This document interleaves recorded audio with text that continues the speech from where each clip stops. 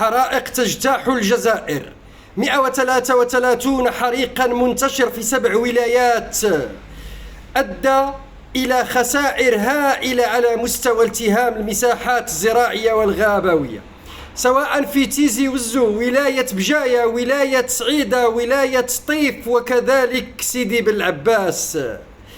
أعلنت الحماية المدنية بأنها سيطرت على 124 حريقا في هذه الولايات، ولا زالت تكافح لإخماد الباقي. سبب هذه الحرائق إضافة إلى ارتفاع درجة الحرارة في شهر يونيو لمستويات قياسية كان سبب خطير وسري وكارثي احتفال تلامذة البكالوريا بالنجاح أو الثانوية العامة، وهذه الاحتفالات أدت لشرارات وانتشار الحرائق.